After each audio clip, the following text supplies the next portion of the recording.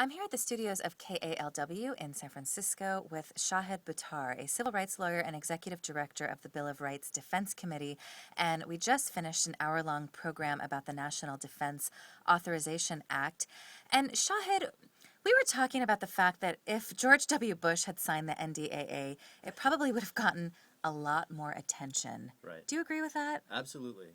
Absolutely. People under the Bush administration were sensitized to civil liberties. There was a discourse in the country about, and a bipartisan discourse across both the Democratic base and the Republican base about how much civil liberties meant to us as a people. And since Obama came into office, there really has not been, certainly in the Democratic side of the equation, that same debate. And a lot of the mobilization that greeted, for instance, the Patriot Act has not yet emerged under comparable, even worse laws like the FISA Amendments Act of 2008 or the NDAA, the Defense Authorization Act of 2012. Why is that? I think some of it's partisan. There's this dynamic of the sense of supporting the best you're going to get. Right. And I think a lot of grassroots peace and justice progressives perceive the president as the best they can get, and so a poor target of criticism. Of course, on the other side of the equation, if you look at the Republican side of the aisle, libertarians have been very assertive about these issues, both under the Bush years, though perhaps to a lesser extent then, but certainly since Obama came into office, because now he's, the offender of civil liberties is on the other side of the partisan fence. It's easier perhaps for that community to be very loud. But I think part of the issue here is the parties essentially co-opting their bases by purporting to be the best representatives that they can expect. And the NDAA is not getting much attention on if any, attention on the presidential campaign trail, nor are civil liberties. Where does Obama stand on civil liberties? How does his record differ from Bush? It really doesn't. I mean, the only difference between Bush and Obama on civil liberties is that Obama has extended the Bush vector. So if Bush started the race toward dragnet surveillance and the metastasis of ethnic profiling across not just the war on drugs but also the war on terror, Obama continued it into the war on immigration. The surveillance regime is worse under Obama than it was under Bush. The deportation regime is much more aggressive under Obama than it was under Bush. The detention regime is worse under Obama than it was under Bush. And the only plausible area where you could say that Obama made things better was torture, because at least he tried to stop torture. But I would actually think, and I would propose, that the torture regime is worse under Obama than Bush, because Bush tortured people. Right.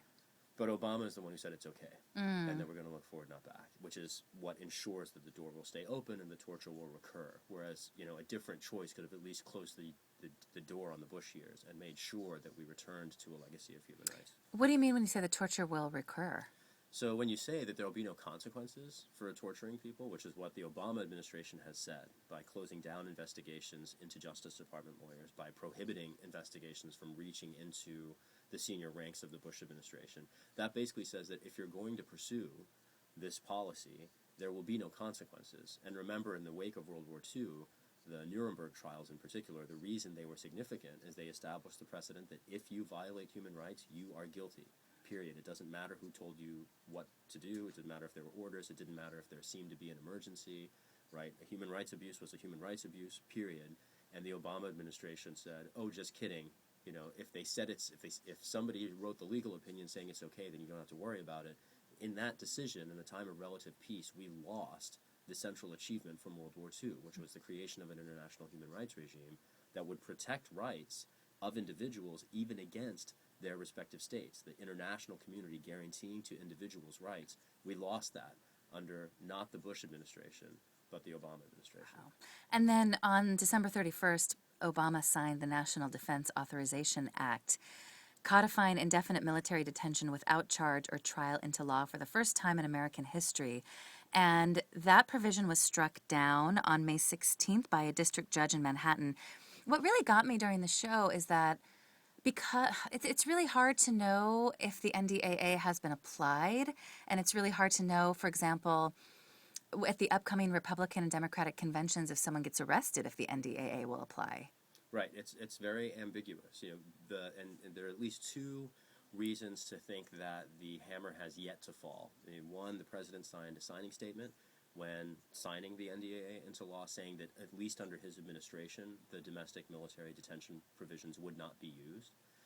And then Judge Catherine Forrest in the Southern District of New York issued a preliminary injunction blocking those provisions from taking effect. So at least at the moment, as things stand today, on late July, the bill has not yet taken effect. But the signing statement doesn't have the force of law, so that could change at any moment, and it certainly doesn't bind the next president, whether that's in 2013 or 2016.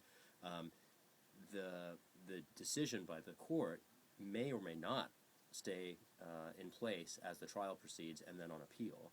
But and the last piece of the equation that creates all this ambiguity is that even if someone is detained under the NDAA, the rest of us may never know, because if that's a state secret, you won't be allowed to talk about it. If government officials try to talk about it, they'll face prosecution themselves. This is what happens when we allow whistleblowers to be the object of a crackdown.